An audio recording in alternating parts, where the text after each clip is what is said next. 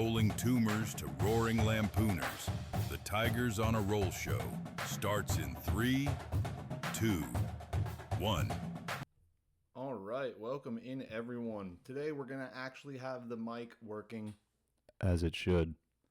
And if all else fails, we'll just become an ASMR channel. But today's pod probably is going to be a little niche compared to what most of the pods are at this time of the week anyway. So, if you want to do the, Georgia analysis, the Georgia game analysis, I previewed it yesterday. We're going to do picks tomorrow. And I know that the vast majority of the Auburn media folks are doing that, today. So what I wanted to talk about today is essentially the only thing that we're going to talk about today is essentially the spring portal window and the NCAA's decision to consolidate the college football transfer portal into that single 15-day window from January, I believe it is 2nd to the 16th. And, I think that that's not merely a scheduling tweak. It represents a major policy lever that the institutions are going to be able to use to prioritize their own stability over, the kind of the recently traditional player movement and the flexibility in players portaling all around.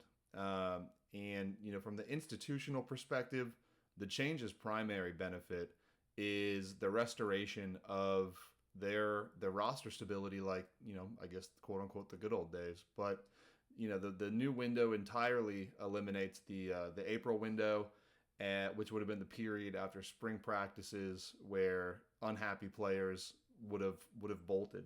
And coaches can now build out their rosters going up into that window. But once the January window closed, they can proceed with development and training with a higher degree of certainty on who's going to be on their roster. Whether or not they're unhappy is another story. But the change directly addresses the opt-outs that we were seeing kind of during that bowl period by pushing the window to start past most of the bowl games. And I think it'll incentivize the players to finish out the season with their respective schools, which will definitely protect the competitive integrity of those high-value postseason contests, and keep bringing in the revenue for those programs, and also having the competition level stay at an elite level. And the January timing, I think, which most people might not care about, I think is also academically sound. It allows the transfers to enroll in the new semester, begin their classes, and participate in the spring practice immediately. And I think that ensures better integration, which, at a lot of those off-season and early season press conferences, coaches bring up the fact that players may or may not have been there for the spring and they weren't necessarily integrated correctly or as fast as they wanted them to be. But like I said, this move allows the school, the programs at the schools to have a better feel, the best feel that they have had recently on, who's going to be on their roster, what their depth chart's going to look like, and their ability to install things based on that information not changing. However, of course, the change does introduce significant constraints on the players themselves, certainly not familiar to them recently. The most critical drawback is the restriction of their flexibility to portal all around with no restriction. And I think that in the same vein forces them to make, what they would consider a career-altering decision before they may be able to evaluate their role in the overarching team dynamic. So, in the past, an unhappy player could be buried down the depth chart. And after their spring practices, they could have portaled away, but now they are going to have to stay committed to the team and the roster that they're on now, and they will have to wait the full year to transfer without any penalty being incurred. And depending on who you ask, the changes, it mitigates the portal chaos, or it could even concentrate more chaos into a shorter period of time. So the staff will have early signing day, they'll have bowl prep, bowl game, and potentially a higher volume, portal recruiting period all at once, as opposed to what it was under the multiple window time frame that they had. Not that bowl prep has been an issue for Auburn's football team over the last couple of years, but hopefully that'll be a good problem to have to deal with. And the overall effect on the sport will certainly force teams to be more strategic and make their portal evaluations even sooner, and potentially even have a higher risk on those, because we cannot afford to keep missing on some of these portal guys that we think are going to be game changers. And it seems to me that the focus will shift back to the existing roster retention, because honestly the most valuable players are the ones that you've already been developing over the past couple years, and they're the ones that are most familiar with the program. So keeping those guys around is a lot more valuable than getting a potential bust in the portal and spending all that time trying to get them in prior to the spring window. And topically, the game that was moved, the Baylor game, the home opener was the home opener for us next season, being moved to Atlanta. This is just another facet of what the NIL era has imposed on college football specifically, and Auburn moving that game to Atlanta. Basically, so I've seen two things. It's either it's not guaranteed, it's up to $5 million, it's currently not guaranteed, or it's guaranteed to be a minimum of $5 million.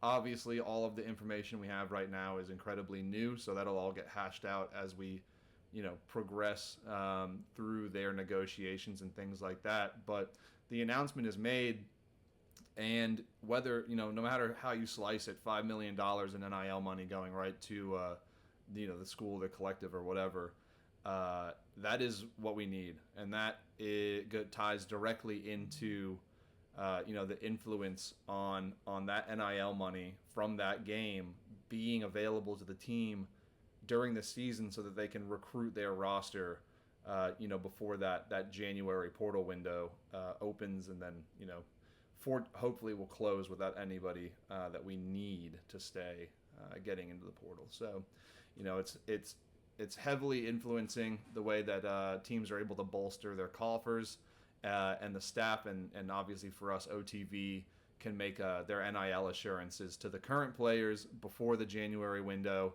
and then those kids will hopefully be mid-season, so that tampering period will move up into November, and all of the players will be preparing for games, and another program may try to capitalize on the tampering window in general, but it's now going to be in November. So hopefully it'll all be overlooked by the players that are focused on, their real-time success.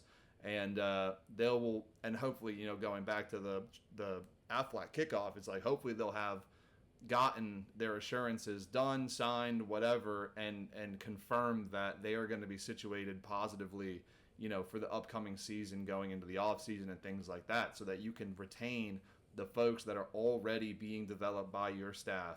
You can retain them via this NIL money, and hopefully satisfy them up to the point where they, will miss their opportunity to transfer in that January window. And you're either going to prevent them that year, or hopefully you're able to dissuade them from entering the portal, at all throughout their career, and you get to develop a roster for 2, 3, 4 years of guys that are all familiar.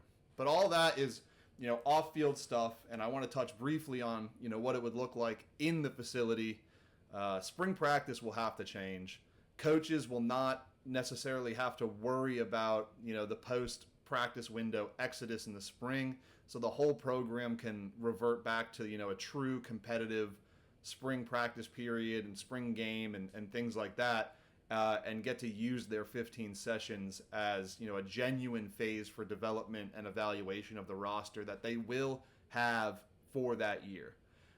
So I personally, I'd say that the elimination of the spring window is an even greater stabilizer for the group of 5 schools and some lower tier Power 4 programs, because the bigger schools with large coffers and things like that won't be able to tamper after the spring period and poach the talent that would fill roster holes after their eventual exodus for the same reason, as Auburn's would be, players that aren't happy. So for Auburn, program that is technically still in a rebuilding and a reloading phase under Hugh, I think the new rule, presents kind of a beneficial trade-off, and that is, the primary constraint for Auburn is their the high volume talent acquisition window that they're going to face has shrunk, and I think that they are going to be able to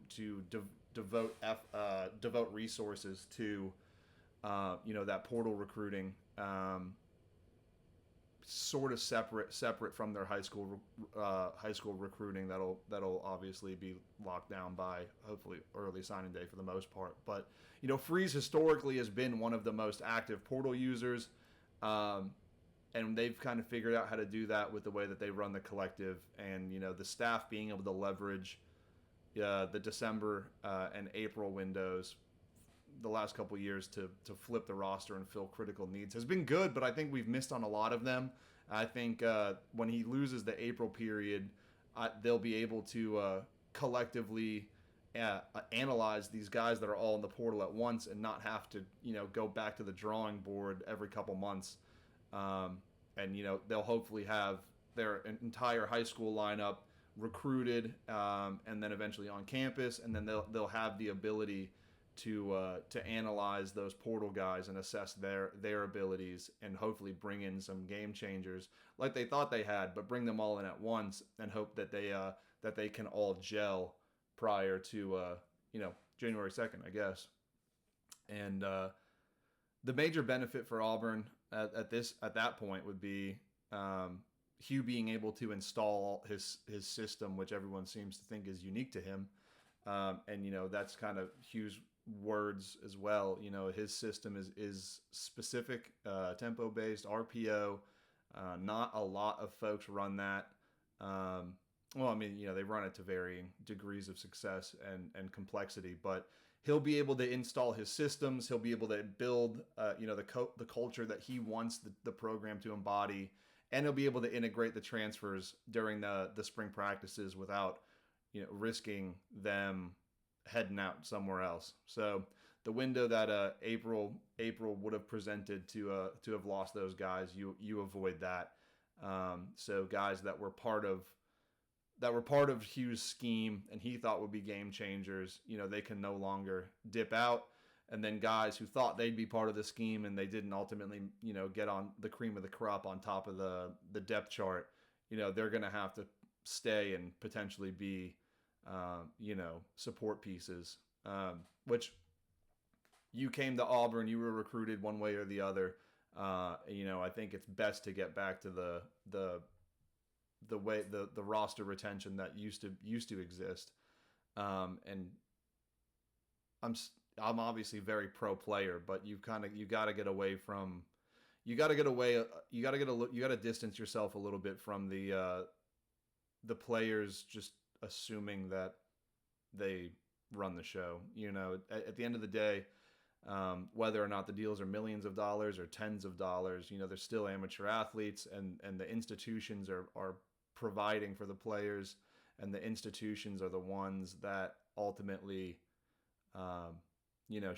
should benefit from fielding a team. So, having these kids be loyal to the institutions and the staff, and the institutions and the staff be loyal to them, I think is a lot healthier version of this new NIL era that college football is in.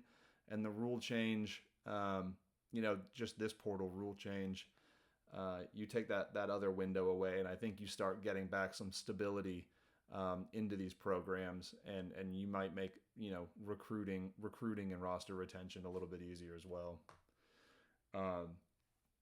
I think that concentrating the logistics of the portal and the high school recruiting is ultimately beneficial, and I think it provides a lot of stability for development of the players and ultimately development of the football program. So, that's obviously something to think about. If you've got a differing opinion, let me know. I think that it's ultimately a positive thing to have all this money flowing through college football.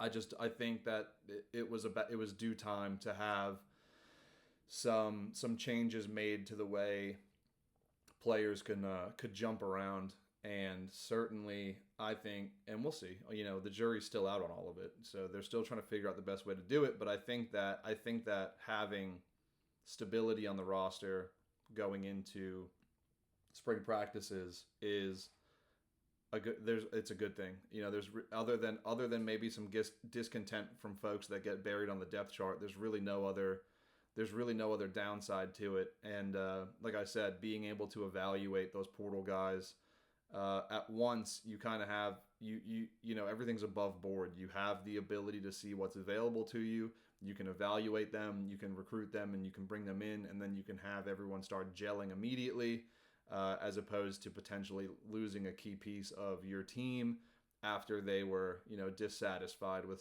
something during spring practice and the way that it had been working.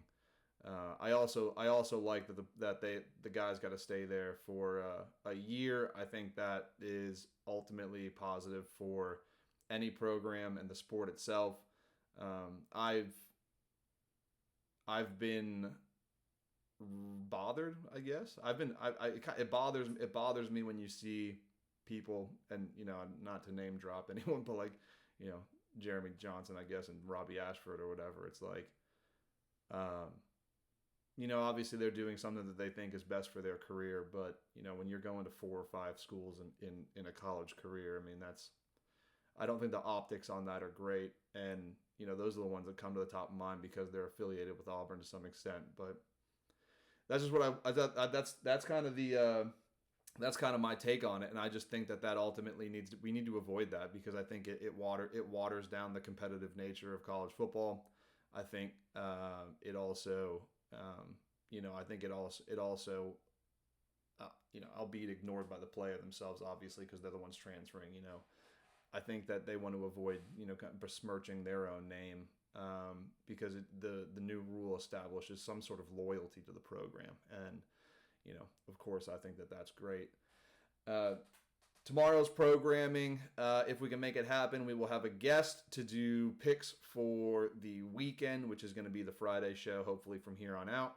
And if we can get them on, we will do a quick analysis of the Georgia game, and we will do picks across the SEC and other notable college football games. And in the meantime, I appreciate y'all for tuning in. Please like, comment, subscribe. Let me know what you'd like to see, or if you're enjoying the content so far, make sure to let me know. Share with your friends, family, other alumni, and things like that. And hopefully we can gain some traction here. It's been a lot of fun the last week or so, and we're definitely hoping to push out some more content for everyone. So look forward to obviously continuing to do this, but also I hope that you guys look forward to the show, and we'll probably come up with a more firm schedule, and we can get everyone involved, and you guys can tune in more regularly. Like I said, appreciate you all, War Eagle, and stay on a roll.